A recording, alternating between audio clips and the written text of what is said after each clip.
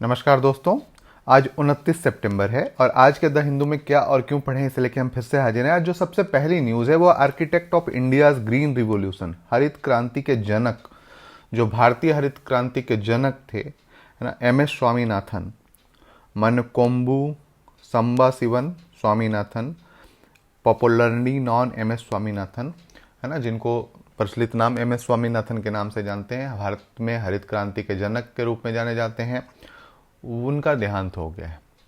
तो ये हरित क्रांति क्या थी, किस तरीके से भारत में एक क्रांति आई थी, किस तरीके से अनाज की कमी दूर हो गई थी, क्या हरित क्रांति सिर्फ गेहूं के लिए थी या अन्य क्रांतियों पर भी इसका प्रभाव पड़ा, जैसे हरित क्रांति हुई, दुग्ध क्रांति हुई, क्या इसका प्रभाव अन्य क्रांतियों पर भी पड़ा। इसको आप ये एक शुरुआती चरण था, है ना, जिसकी मतलब शुरुआत MS स्वामीनाथन द्वारा की गई थी। इसका प्रभाव सभी क्षेत्रों में, लगभग सभी क्षेत्रों में, कृषि के सभी क्षेत्रों में पड़ा था, है ना। तो इनका निधन हो गया है, तो आप इनके बारे में थोड़ा जान लेंगे, है ना। इसके बाद जो अगली न्यूज हमें पढ़नी है वो पेज नंबर 4 पे पढ़नी है। पेज नंबर 4 पे क्या है? A dictionary to prevent language from vanishing, एक टोटो शब्द संग्रह। टोटो एक भाषा है ना, जिसके लिए एक डिक्शनरी का निर्माण किया गया है और बहुत ही कम लोग, मतलब 1600 के करीब लोग इसको बात करते हैं इस पे। और इसका यदि इसके डिक्शनरी का ये के शब्द संग्रह का निर्माण कर लिया जाता है तो किसी भी भाषा को समाप्त होने से बचाया जा सकता है ना। इसी पे बात की गई है। तो टोटो को आपको देख लेना है ना, क्या कौन सी लैंग्वेज है, तो टोटो, ठीक है, इसको आपको देख लेना है। इसके बाद जो हमें पढ़ना है वो पेज नंबर 8 पे पढ़ना है। पेज नंबर 8 पे क्या है? A milestone in Hindu marriage reform in India. Milestone Hindu marriage reform, nearly 56 year after the enactment Hindu marriage Tamil Nadu amendment act young, मतलब एक तरीके से ये समझिए कि जो हिंदू विवाह अधिनियम है, हिंदू विवाह अधिनियम में क्या बदलाव आए हैं, किस तरीके के बदलाव आए हैं, और यूसीसी में यदि यूसीसी लागू हो जाए तो किस तरीके के बदलाव आएंगे, इसको आपको यहां से समझ में आ जाएगा। साथ ही साथ यह जो है एक राजनीतिक मुद्दा किस प्रकार से बन गया है, यह भी आपको देखना है, ठीक है। तो ये यहां से आपको पता चल जाएगा। इसके बाद है reform can address India kidney transplant deficit.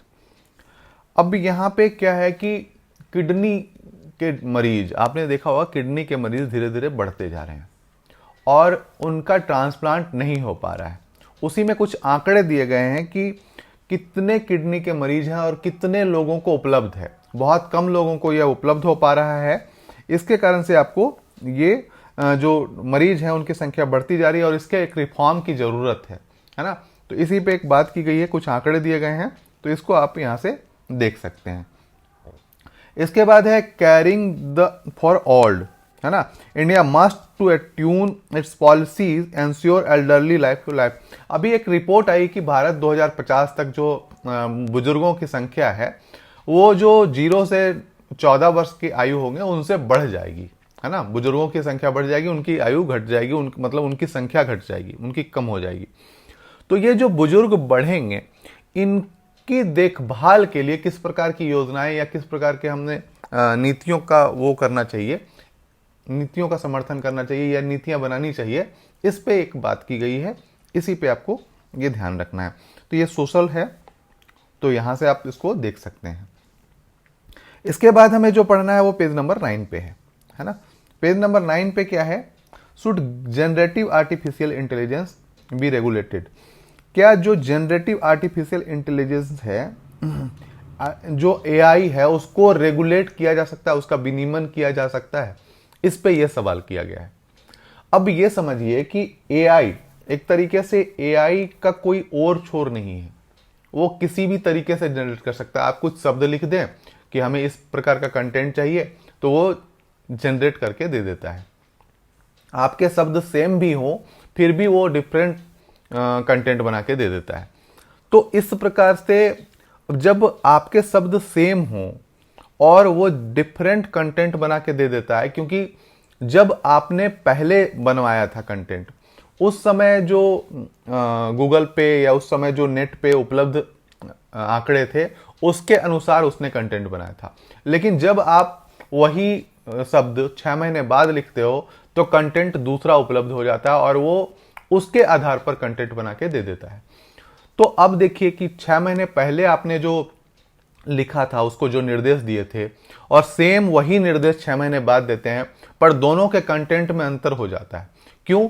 क्योंकि उसने अपने हिसाब से, अब ये एक बात हुई। अब दूसरा है कि दूसरे एआई में, दूसरी कंपनी की एआई उसी शब्दों को या उसी निर्देश को अलग तरीके से कंटेंट बना के देता है, तीसरा अलग तरीके से बना के देता है, चौथा अलग तरीके से बना देता है। तो इस प्रकार से हम कैसे इसको रेगुलेट कर पाएंगे? यह एक तरीके से परमाणु बम है, ये जो खुल चुका है, और यह एक तरीके से रक्त बीज से तुलना कर लें कि एक बूंद से हजारों वो दानव पैदा हो जाएंगे। तो इसको कैसे रेगुलेट किया जाएगा, ये बहुत मायने रखता है। तो इसको रेगुलेट करने का एक ही तरीका होगा कि जो मूल अवधारणाएं हैं या मूल जो साइट्स हैं उनको कंट्रोल किया जाए। हम एआई को कंट्रोल नहीं कर सकते, पर मूल जो साइट्स हैं या जिनसे निकला है ये चीज, उसको कंट्रोल किया जाए। जैसे क्या है कि किसी परमाणु बम को कंट्रोल नहीं किया जा सकता, परमाणु बम बनाने वाले को कंट्रोल किया जा सकता है। तो ये चीजें हैं, इसी को हमको देखना पड़ेगा, उस पर आप पढ़ लेंगे थोड़ा। इसके बाद जो है inside the digital world of cookies, आपने देखा होगा कि कहीं पे भी आप कोई साइट खोलते हैं तो वहां पे ये आता है कि हम कुकीज का प्रयोग करते हैं, है ना, और उसके बाद ही वो आप एक्सेप्ट कर लेते हैं, तब वो साइट आगे बढ़ने देते हैं। तो आखिर ये कुकीज क्या है, किस तरीके की चीजें हैं, है ना, क्या रोल निभाती हैं, इसी पे ये बात की गई है। ठीक है, तो इसको आप यहां पे पढ़ लीजिएगा।